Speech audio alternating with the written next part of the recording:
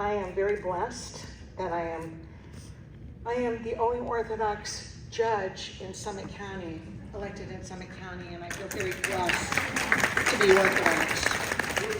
I was baptized Orthodox. I've been Orthodox my whole life, and I feel like there is so much more meaning in the Orthodox faith.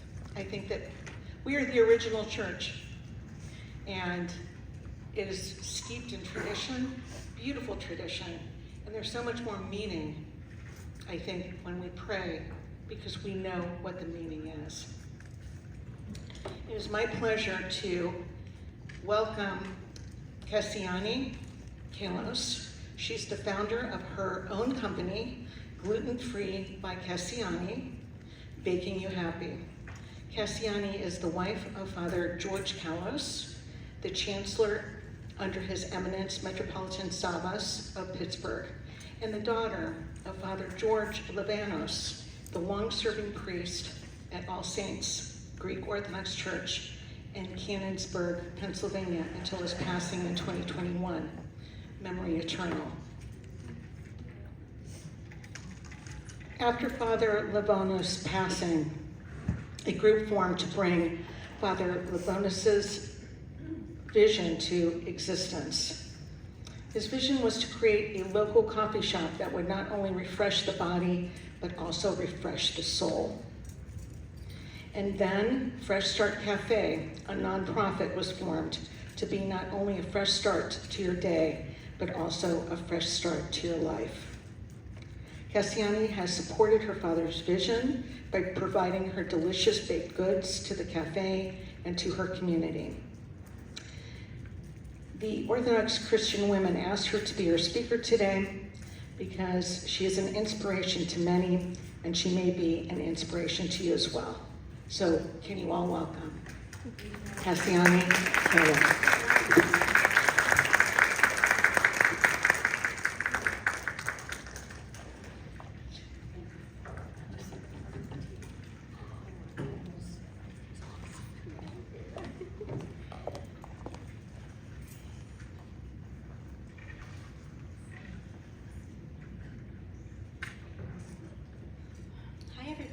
Thank you so much for having me. How's the sound? Am I loud enough?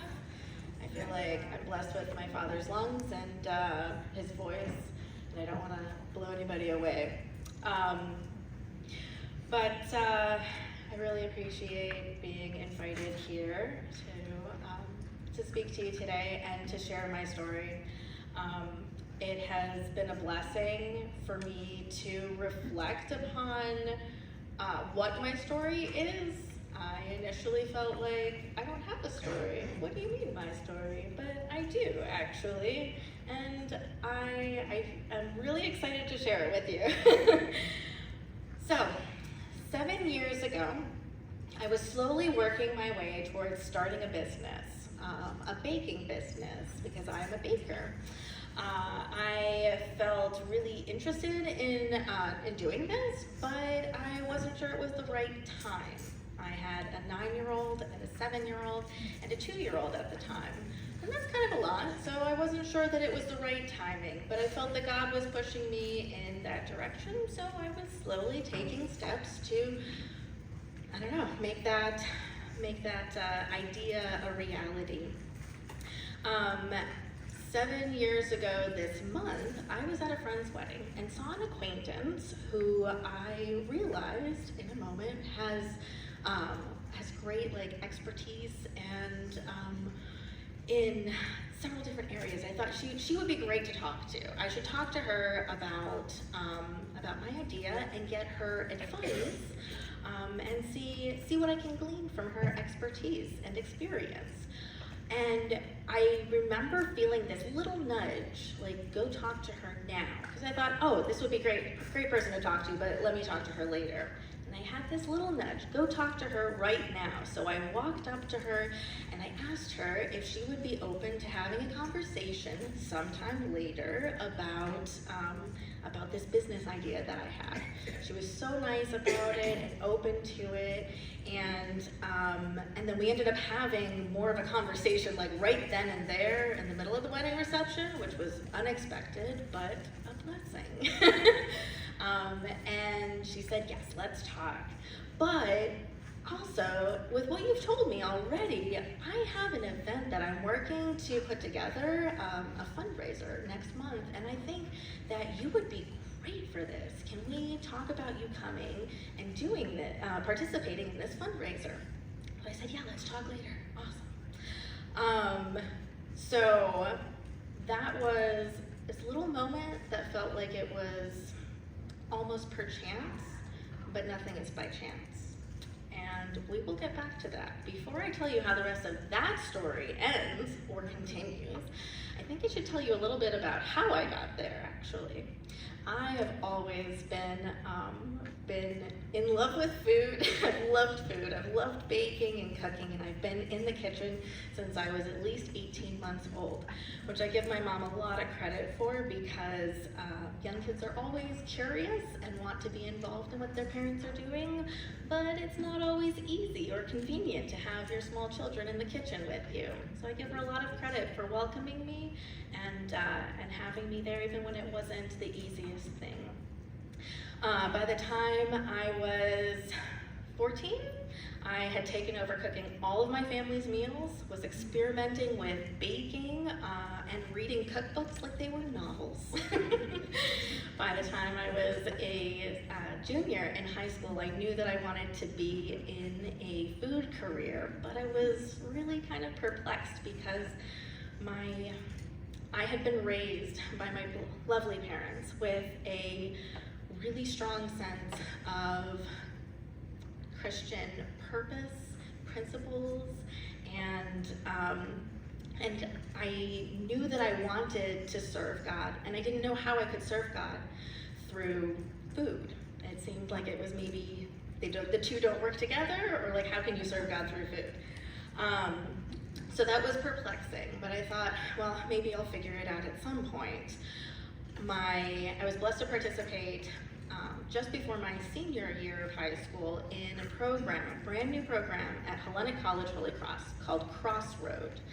I highly recommend that everybody send their young people to this program, because it was a program about vocation, where we learned about what is vocation. It's not just your job, but it is your calling. And after this amazing week of this program, I finally realized, yes, I can serve Christ and my church through food, because it's not just food, but food could be a vehicle through which we show people Christ, through which we live our Christian purpose and principles, and show Christ to other people. Hospitality is a very important thing, and I think that was probably the beginning of my journey in learning more about holy hospitality. So then my senior year of high school, I graduated high school and was blessed with my first neon sign from God. Often we're looking for direction, and we are trying to discern what God's will is. Should we do this? Should we do that? What am I supposed to do? And we often find the answers. We're listening for God in the still, in the small, quietness, and that is often how He speaks to us. But sometimes we're blessed with neon signs. Even Jonah needed a neon sign. So I was so thankful to feel like I had very obvious direction. Go here, get a job at this bakery. And I didn't understand the whole purpose, but I went, that's my first step. I'm gonna get a job at this bakery. And I got a job at a artisan bread bakery in Pittsburgh. And I learned all about baking, like real bread from scratch. It was an amazing experience. that I'm very thankful for, and they invested in me, which I was also very thankful for. So I got a lot of my career training on the job there. But then God sent me this amazing man, my husband, and I knew that God had sent him to me and that our marriage was blessed. And so we got married, but I was kind of wondering in the back of my mind, this job that I had was also blessed, so I guess we're going in a different direction. Because I moved away from Pittsburgh and we moved to Akron, Ohio.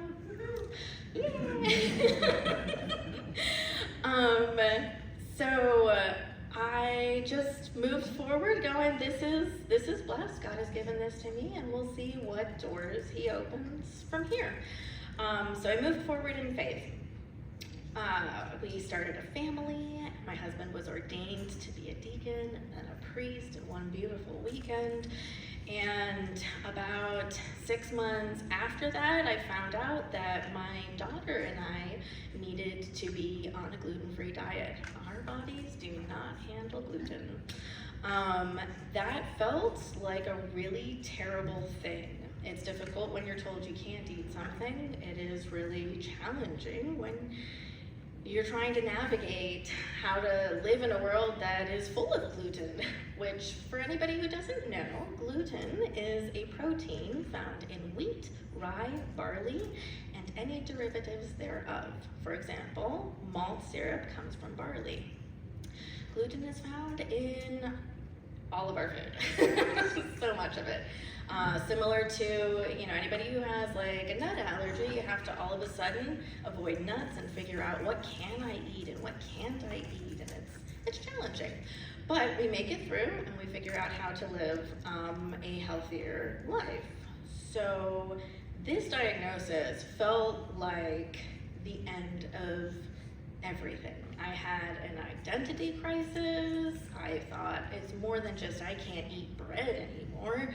I thought I can't bake. And what do you mean I can't bake? Because I truly believe that God has given me a talent for baking, and we're supposed to cultivate and use our talents.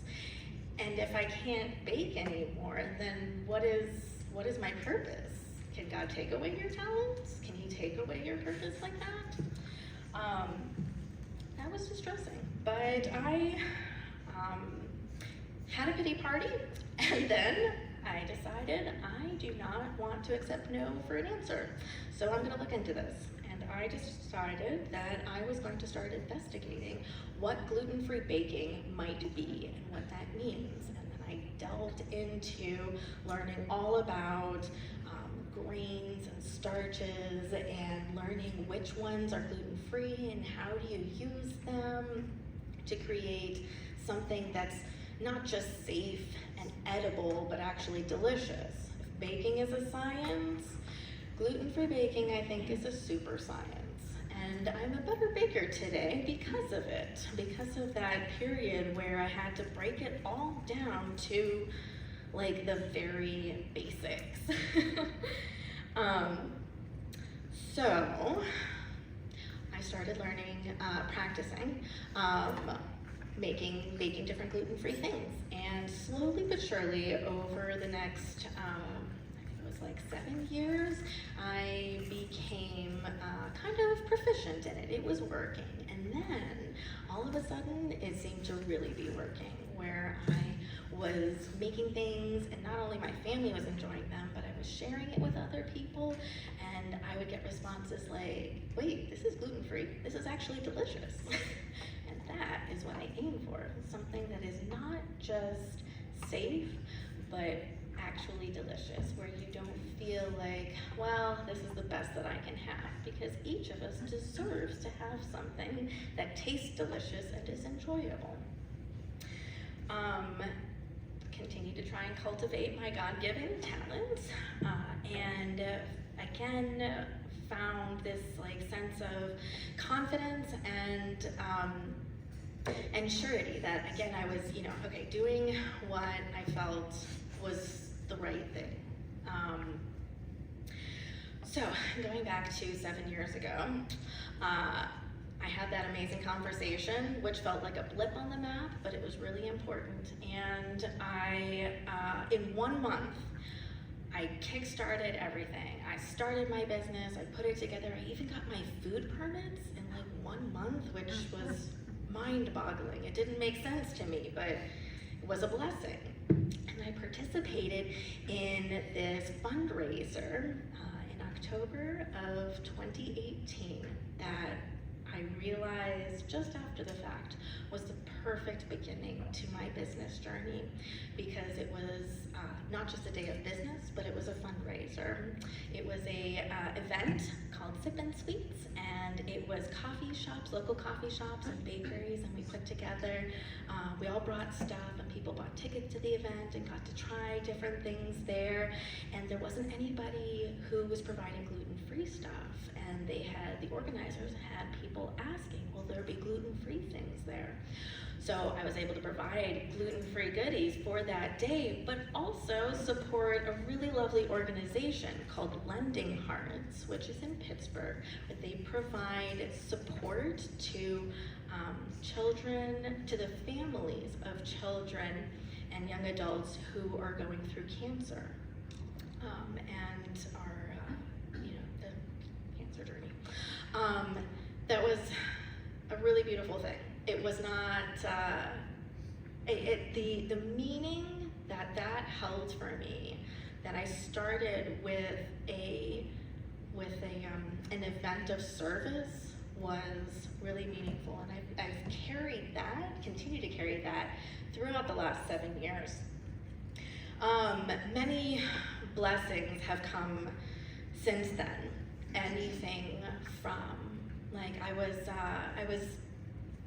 starting, I'm sorry, I should back up a moment. My plan 7 years ago was, let me start something small, start a small business while my kids are young, and then when the youngest is in probably first grade and school full time, then I have something with which I can then put more time and energy into and build the business up from there.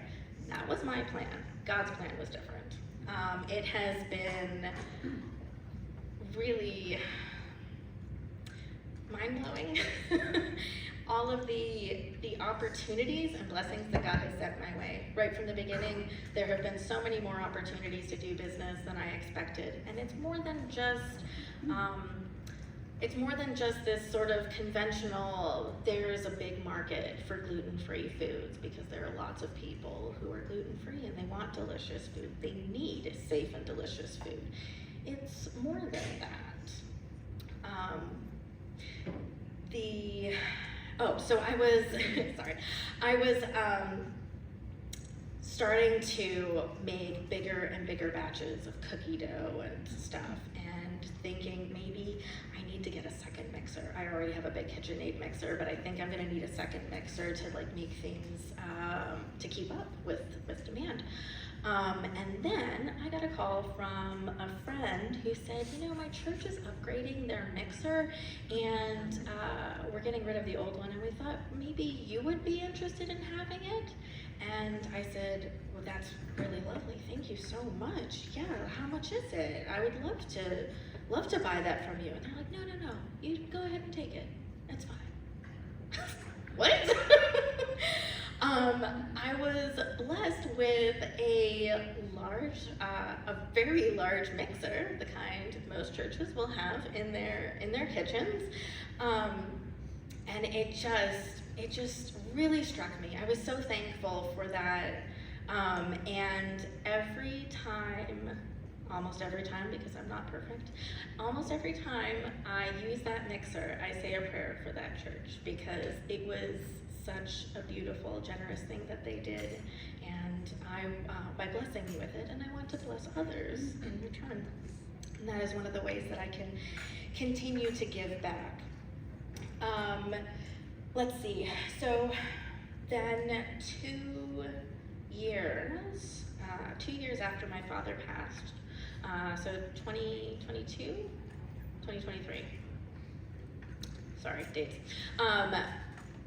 My father, as you heard in the introduction, one of my father's ideas of a community cafe in the community, the Canonsburg community, which is where my parents and my family had served for 35 years. His idea of a community cafe came to fruition. It was really beautiful to see how people within the community, both Orthodox and non-Orthodox, felt moved to take on this project and bring it to fruition after my father had passed, despite the fact that my father had passed. And I've got to admit, this cafe was something that I had heard Papa talking about, but I hadn't really paid a whole lot of attention to. It was kind of just one of those projects that I heard my father talking about, and I was like, oh, that's nice, you're working on that. Learning more about it as it came to fruition was a huge blessing, and being able to participate myself became a huge blessing. This cafe is a nonprofit, so if you want to come in for a cup of coffee or a baked good, then the proceeds of that, beyond the operating costs, go towards literally helping the people within the community. And it's a really beautiful project that had an effect, a positive effect on the community from the very beginning, even before they opened.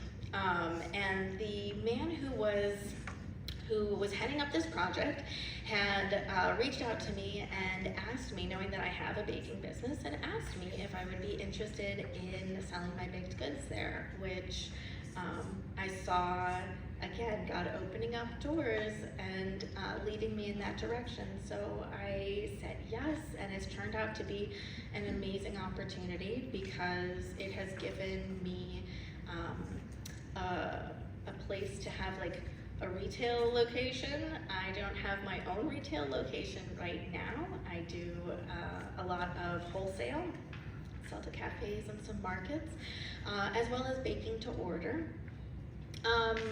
And so through being able to sell my goods there, which has been a blessing, they give me a lot of flexibility so I can have whatever products there that I want to.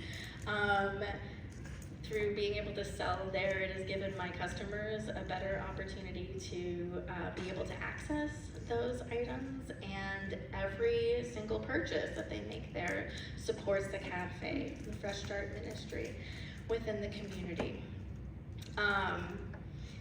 The giving back has been very important to me. I had mentioned that I was raised with these strong Christian principles and purpose, and the subject of giving thanks through the stewardship and the tithing of our time, talents, and treasures has always been really important and a big topic within my family. So this feels weird to say, but for the purposes of sharing how important I think it is for each of us to do this, I will share that the giving of the first fruits is always something that I've built into my business structure. Conventional wisdom says, from your profit, from what is yours, you take and you can do whatever you want to. And so from that, you can give tithing to your church. You can give stewardship. But the first fruits is taking the whole, the very beginning, and taking that amount, 10% if you want to be literal, it can be more than that if you want, from the whatever comes in, and giving that back to God. I have found that through doing that, giving freely, God has blessed me with many opportunities and blessings. It is all throughout the Bible, the Old Testament especially, God tells us to give of the first fruits out of thanksgiving. He has given to us freely, and freely we should be giving to other people. And that's something that I felt is really important, and have been blessed by following that principle. there are so many opportunities and beautiful ways with which we can give to our churches or to other people and bless others as we have been blessed. I feel that throughout this entire journey, and it has just been 7 years so far, that God has opened up so many doors for me that I didn't expect. And it takes finding, I forget how I had worded this, I'm sorry. Being able to recognize when and where God is leading you can be pretty difficult sometimes, but I have really leaned into trusting that He will always provide for us, whether it is through my business or through my family and my community. He will always provide for us. So trust and communicating with Him through our prayers, through participating within our churches and the sacraments, building a connection with our God is really important. I just died. This might be my cutoff. Can everybody hear me okay like this? Yeah. Perfect. All right. So, forgive me, lost my train of thought a little bit there. But prayer, both for ourselves and for others. Like my parents have always prayed for us. And me in particular, I felt like I'm sorry, not me in particular, but for myself, I was always told how my parents prayed for me and all of my siblings, and how they felt that we were blessed with a certain path. And it's not to say, that didn't give me this sense of like, oh, I'm special, I've got something special to do, but rather that I have a God-given purpose. And I grew up with a sense of wanting to find that and to follow it. Prayer, the tithing, the being involved within our parishes, and the sacrament of our beautiful Orthodox faith are all things that any of us can do at any point in our lives. And I encourage everybody to always strive for that, because there's always room for improvement and it is never too late. And this morning during liturgy, it really struck me. Sometimes words jump out at you, and during the petitions it was said, let us commit ourselves and one another and our whole lives to Christ our God. And I pray that I am doing that and continue to do that, and that is all.